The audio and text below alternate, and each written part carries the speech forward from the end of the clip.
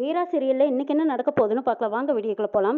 ராகவன் உடனே மாறனுக்கு ஃபோன் பண்ணிடுறாங்க. அப்பாவை ரொம்ப அசிங்கப்படுத்திட்டாங்கடா அந்த மாப்பிள்ளை வீட்டுக்காரங்க. வரதட்சணை அதிகமாக கேட்குறாங்க, பணம் காசு அதிகமாக கேட்குறாங்க, என்ன கொஞ்சம் பேராசைப்படுறாங்கங்கிறாங்க. டே என்னடாச்சு, டே அப்பாவை அவமானப்படுத்திட்டாங்கடா, இருடா இப்போவே வரேன் அப்படிங்கிறாங்க மாறன். டே வேண்டாம்டா, இந்த விஷயம் யாருக்கும் தெரிய வேண்டாம்னு அப்பா வேற சொல்லி வச்சுட்டாரு. நான் உனக்கு ஃபோன் பண்ண விஷயமே தெரியாது, அதனால நீ எதுவும் காட்டிக்காதடா அப்படிங்கிறாங்க ராகவன். பணம் காசுக்கு ஆசைப்படுற இவங்களை நம்பி எப்படிடா வீராவை கொடுக்கறதுன்னு கேட்குறாங்க மாறன். சீர் சிறப்பு செய்யறதெல்லாம் முறைதாண்டா, இதெல்லாம் நம்ம செய்ய வேண்டிய கடமைதான்ங்கிறாங்க ராகவன். வீராவும் இந்த கல்யாணத்துல ரொம்ப ஆசையா இருக்கா, உங்ககிட்ட சொல்லணும்னு நினைச்சே சொல்லிட்டேங்கிறாங்க. இதை பத்தி நீ யார்கிட்டயும் சொல்லி வைக்காதடான்னு ராகவன் சொல்லிட்டு போனை கட் பண்றாங்க. இதை எப்படியாவது வீரா கிட்ட சொல்லி ஆகணுமே, அவன் நம்ம சொன்னா நம்புவாளா அப்படின்னு வீராவை தேடிக்கிட்டு போறாங்க மாறன். அங்க பிள்ளைங்களோட ஒன்னா வீரா சாப்பிட்டுட்டு இருக்கிறாங்க. சாப்பிடும்போது வீராவுக்கு பொரியும் ஏறுது, விக்கலும் எடுக்குது. அக்கா மாப்பிள்ள தான் உங்களை நினைச்சுக்கிட்டாரு போல இருக்குங்கிறாங்க. ஆமா நினைச்சுக்கிட்டு 24 மணி நேரம் இருக்கிறது நானு, மாப்பிள்ள நினைச்சானா மாப்பிள்ள அப்படின்னு நினைக்கிறாங்க. வீரா திரும்பி முறைச்சு பாக்குறாங்க. மாப்பிள்ள வந்துட்டாரு அப்படின்னு மாறன் போய் சொல்றாங்க. இதை கேட்டதும் வீரா அப்படியா அப்படின்னு எழுந்திரிச்சு அவசரமா ஓடி வந்து பாக்குறாங்க. விக்கல் நின்று சும்மா மறைக்காத, உனக்கு எப்படி விக்கல் நிறுத்தின பாத்தியாங்கிறாங்க மாறன். அட ஆமாக்கா உங்களுக்கு விக்கல் நின்றுச்சு பாருங்கிறாங்க. எல்லாரும் சாப்பிட்டு போய் கை கழுவிட்டு இருக்கிறாங்க. அப்பதான் மாறன் நினைக்கிறாங்க எப்படியாவது அந்த மாப்பிள்ளை வீட்டை சீக்கிரட்டை சொல்லியே ஆகணும்னு எதிர்பார்த்துட்டு இருக்காங்க. அக்கா இன்னும் பிரேக் முடியா 15 நிமிஷம் இருக்கு, வாங்க போய் ஐஸ்கிரீம் சாப்பிட்டு வரலாங்கிறாங்க. அச்சோ என்ன இவளும் கூட போவா போல இருக்கே, தனியா இருந்தா தானே பேச முடியும்னு எதிர்பார்த்துட்டு இருக்காங்க மாறன். ராகவனும் ராமச்சந்திரனும் வீட்டுக்கு வராங்க. கண்மணி அங்க என்ன அசிங்கப்பட்டு வந்திருக்காங்கன்னு எதிர்பார்த்துட்டு இருக்காங்க. கண்மணி நல்ல பிள்ளை மாதிரி மாமாவுக்கு கொண்டு வந்து தண்ணி கொடுக்குறாங்க. இந்தங்க மாமா தண்ணி குடிங்கிறாங்க. ராமச்சந்திரனும் அதை வாங்கி குடிக்கிறாங்க. எங்க என்னாச்சு மாமா ஏன் இவ்வளவு டல்லா இருக்காங்கன்னு கேக்குறாங்க கண்மணி. அது ஒரு பிசினஸ் மீட்டிங்கிறாங்க. எங்க மீட்டிங்னா நீங்க மட்டும் போக வேண்டியதானே, மாமா எவ்வளவு டல்லா இருக்காங்க பாருங்கிறாங்க. உழைச்சதெல்லாம் போதும், அவங்களுக்கு நீங்க தான் ரெஸ்ட் கொடுக்கணுங்கிறாங்க கண்மணி. அதெல்லாம் ஒன்றும் இல்லம்மா, வீராவை நாளையிலேருந்து கடைக்கு வர வேண்டான்னு சொல்லு, அப்புறம் நைட்டெல்லாம் இந்த ஆட்டோ ஓட்டுற வேலையும் வேண்டான்னு சொல்லு அப்படின்னு சொல்லிட்டு இருக்கிறாங்க ராமச்சந்திரன். ஆஹா உங்களையே உங்க வாயால சொல்ல வச்சுட்டேன் பாத்தீங்களான்னு நினைக்கிறாங்க கண்மணி. மாமா நான் சொன்னா பிடிவாதம் பிடிப்பா, நீங்களே சொல்லிட்டீங்கன்னா இன்னும் நல்லா இருக்கும், நீங்க சொன்னா தான் கேட்பாங்கிறாங்க கண்மணி. டேய் மாறனுக்கு ஃபோன் பண்ணடாங்கிறாங்க. மாறனுக்கு ராமச்சந்திரனே ஃபோன் போட்டு வீராவை வீட்டுக்கு கூட்டிட்டு வாங்குறாங்க. மாறனும் சரிங்கிறாங்க. வீரா ஐஸ்கிரீம் சாப்பிட்டு அவங்க கூட வேலை செய்கிற பொண்ணுங்களோட ஜாலியாக சந்தோஷமா வந்துட்டு இருக்கிறாங்க. மாறன் ஏ வா எங்கள் அப்பா கூப்பிட்றாங்களாம் போலாம் வாங்குறாங்க. எதுக்கு அப்படின்னு கேட்குறாங்க. எதுக்குன்னு தெரியாது, உன்னை கூட்டிட்டு வர சொன்னாங்க, வா போலாம் பேக் எடுத்துட்டு வாங்குறாங்க. வீராவும் சரின்ட்டு பேக் எடுத்துட்டு போகிறாங்க. என்ன பராக் பார்த்துட்டு இருக்கிற, வா வண்டியில் உட்காரு வாங்குறாங்க. எதுக்கு உன் பொண்டாட்டின்னு சொல்லிருக்கா, நான் ஆட்டோலேயே வந்துக்கிறேன் போங்கிறாங்க. ஆமாம் நல்ல விஷயத்தையெல்லாம் மறந்துடு, இதை மட்டும் யோசிச்சுட்டே இரு அப்படின்னு நினைக்கிறாங்க மாறன். ஆட்டோ வந்ததும் வீரா ஆட்டோவில் வர்றாங்க. அந்த வண்டியை ஃபாலோ பண்ணுங்கிறாங்க. மாறன் முன்னாடி போகவும் ஆட்டோ பின்னாடி வருது. ராமச்சந்திரன் ரொம்ப சோகமான நிலையில் உட்காந்துருக்காங்க. அந்த இடத்துக்கு வீராவும் ஆரனும் வந்துட்டாங்க. வந்ததுக்கப்புறமா அண்ணன் வீரா வந்துட்டா அப்படிங்கிறாங்க வள்ளி. ராமச்சந்திரன் முழிச்சு பார்க்குறாங்க. வாமா வீரா கல்யாண வேலையெல்லாம் எப்படி போயிட்டு இருக்குதுங்கிறாங்க. மாறன் தான் கூடவே இருந்து எல்லா வேலையும் கவனிக்கிறாரு, ஒன்றும் பிரச்சனை இல்லைங்கிறாங்க வீரா. மாறன் மட்டும் கூட மாட வேலை செஞ்சா போதுமா, நீயும் கூட மாட இருந்து ஒத்தாசியாக இருந்துக்கோ, இன்னும் ஒரு வாரம் தானே இருக்குது கல்யாணத்துக்கு, அந்த ஒரு வாரத்துக்கும் நீ லீவ் எடுத்துக்கோ, கடைக்கெல்லாம் வர வேண்டாங்கிறாங்க. சார் அதெல்லாம் நான் சமாளிச்சுக்குவேன், சீசன் டைம் வேற, எப்படி சமாளிக்கிறது, கடைக்கு வேற ஆள் தேவைப்படுது, நான் இருந்து சமாளிச்சுக்கிறேன் பார்த்துக்கிறேங்கிறாங்க வீரா. அதெல்லாம் பார்த்துக்கலாம் விடுமா, நீ லீவ் போட்டுக்கோங்கிறாங்க. சார் பரவாயில்ல சார், இல்லை சார் நான் கடைக்கு வரேங்கிறாங்க வீரா. இங்கே பாருமா இன்னும் கல்யாணத்துக்கு ஒரே வாரம் தான் இருக்குது, நீயும் அக்கா தங்கச்சிகளோட சந்தோஷமா இன்னும் ஒரு வாரத்துக்கு இருக்கலாமல்லங்கிறாங்க ராமச்சந்திரன். இவ சொன்னா கேட்க மாட்டா போல இருக்கு, நாளைக்கு இவ கடைக்கு வந்தானா உள்ள விட்டுறாதடாங்கிறாங்க ராமச்சந்திரன். சரிப்பாங்கிறாங்க ராகவன். அப்படியே கல்யாணத்து வரைக்கும் நீ ஆட்டோ சவாரியை நிறுத்திடுங்கிறாங்க. சார் அது முடியாது சார்ங்கிறாங்க வீரா. அப்படின்னா நீ சவாரியை ஏற்றாத, ஆட்டோ மட்டும் சும்மா ரவுண்ட் அடிச்சுட்டு வாங்குறாங்க. நிச்சயம் வச்சதுக்கப்புறம் ஆட்டோ ஓட்டிக்கிட்டு சவாரி பண்ணிக்கிட்டு போனால் நல்லாவா இருக்கும், அதுவும் கல்யாணமாக போகிற பொண்ணு தூக்கத்துக்கு எடுத்துக்கிட்டு கல்யாண வேலையும் பார்த்துக்கிட்டு இதெல்லாம் நல்லாவாமா இருக்கு, இதெல்லாம் வேண்டாம் விட்டுருங்கிறாங்க. டே ராகவா இவ சொன்னா கேட்க மாட்டா, ஆட்டோவையும் இங்கே எடுத்துட்டு வந்து நிறுத்தி பூட்டி வச்சிருங்கிறாங்க. சரிப்பா இப்பவே சொல்லுங்க, நான் போய் எடுத்துட்டு வந்துடுறேங்கிறாங்க ராகவன். மாறன் மனசுக்குள்ள ஏக்கமா நினைக்கிறாங்க, இனிமே இவளை பார்க்கவே முடியாதான்னு நினைச்சிட்டு இருக்காங்க. எல்லாம் பேசி முடிச்சதுக்கு அப்புறமா ஒரு உண்மையை உடச்சு கொட்டிட்டாரு. என்னம்மா கண்மணி நீ சொன்னதையெல்லாம் நான் சொல்லிட்டேன் போதுமான்னு கேட்குறாங்க. அச்சோ என்னது இப்படி மாட்டி விட்டுட்டாரு வீரா கிட்ட அப்படின்னு நினைக்கிறாங்க கண்மணி.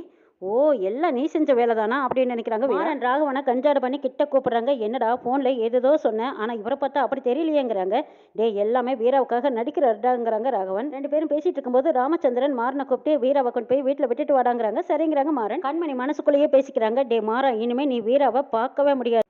மணமேடையில் அரவிந்த் வீராவுக்கு தாலி கட்டுறதை நீ பார்த்து துடிச்சு சாக போறேன்னு நினைக்கிறாங்க கண்மணி. வெளியில வந்ததுக்கு அப்புறமா மாறன் வீரா கிட்ட கேட்குறாங்க, நாளையிலேருந்து கடைக்கும் வரமாட்டேன் சவாரிக்கும் போக மாட்டேன், அப்போ உன்னை பார்க்கவே முடியாதாங்கிறாங்க. சரி எல்லாம் என் நேரம், சரி ஆட்டோ பிடிக்கணுமா உட்காரேன்னு கேட்குறாங்க. இங்கேருந்து ஆட்டோ பிடிச்சா உங்க அப்பா 1008 கேள்வி கேட்பாங்க, இங்கேருந்து அங்கே போய் மறுபடியும் ஆட்டோ பிடிச்சிக்கிறேங்கிறாங்க. வீரா அப்பா சொன்னதுக்காகத்தான் நான் பைக்கில் உட்காந்துட்டு வரேன், தப்ப எதுவும் யோசிக்காம நேராக தடுத்து பார்த்து ஓட்டுங்கிறாங்க. பாதி தனம் போனதும் வீரா உங்ககிட்ட கொஞ்சம் முக்கியமான விஷயம் பேசணுங்கிறாங்க. நான் எதுவும் உங்ககிட்ட பேச விரும்பல, இப்போ பைக்கை நீ எடுக்க போறியா இல்லை நான் இறங்கி ஆட்டோ பிடிச்சி போகட்டுமான்னு கேட்குறாங்க வீரா.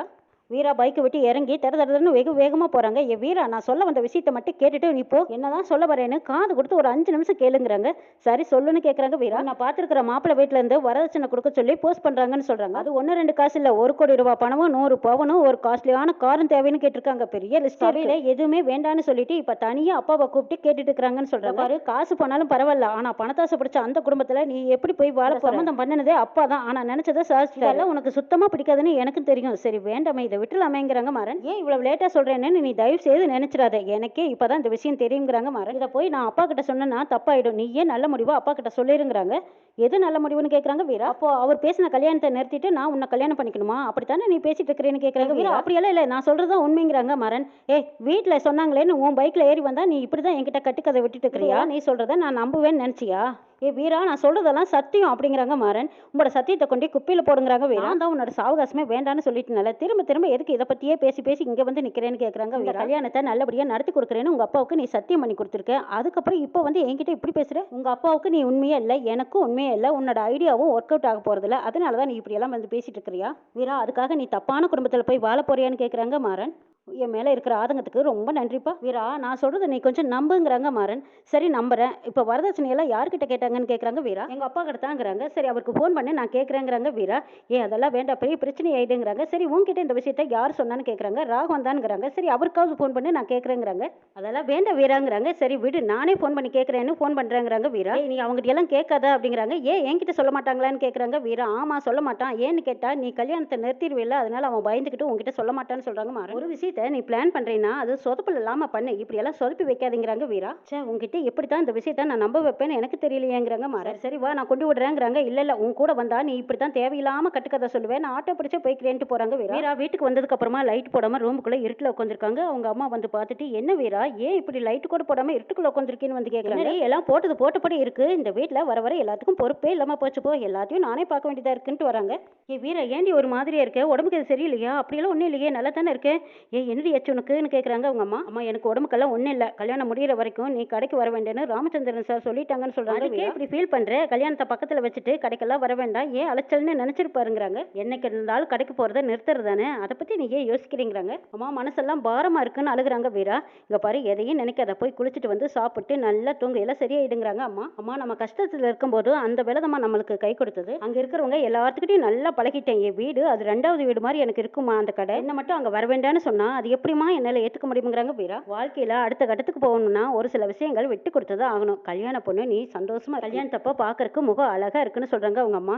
போமா, என்னை ஆட்டோ ஓட்டக்கூடாதுன்னு சொல்லிட்டு வீரா. நான் சொல்லி நீ கேட்கல, இப்போ அவர் சொல்லியிருக்காரு, நீ கேட்டு தானே ஆகணுங்கிறாங்க. அம்மா நான் ஆட்டோ ஓட்டுன்னா என் அண்ணன் என் பக்கத்துலேயே இருக்கிற மாதிரி இருக்குமா வீரா? ஆட்டோ இங்கே தானே நிற்க போகுது, இப்படி ஒன்றுக்கும் ஃபீல் பண்ணனா எப்படி வீரா? நான் இருக்கேன், உன் தங்கச்சி இருக்காலையும் பிரிஞ்சு தானே நீ போய் ஆகணும், எல்லாத்தையும் ஏற்றுக்கிட்டு தான் ஆகணும் பொண்ணா பிறந்தா அப்படின்னு அவங்க அம்மா ஆறுதலாக சொல்கிறாங்க. கட்டி அணைச்சு அழுதுகிட்டு இருக்கிறாங்க வீரா. கண்மணி செய்கிற பித்தலாட்டமும் மாப்பிள்ளை வீட்டில் வரதட்சணை கேட்ட விஷயமும் இது எல்லாம் எப்போ தான் வீராவுக்கு தெரிய வரப்போதோ. மாறன் இவ்வளவு தூரம் உடைச்சு சொல்லியும் வீரா நம்பாமல் இருக்காங்க. மாறன் வீரா இவங்களோட காதலை முறியடிக்கிறதுக்காகவே கண்மணி செய்திருக்கிற ஏற்பாடு. வீராவுக்கு உண்மையெல்லாம் தெரிய வரும் நாள் எப்போங்கிறத வரை சொல்ல பார்க்கலாம்.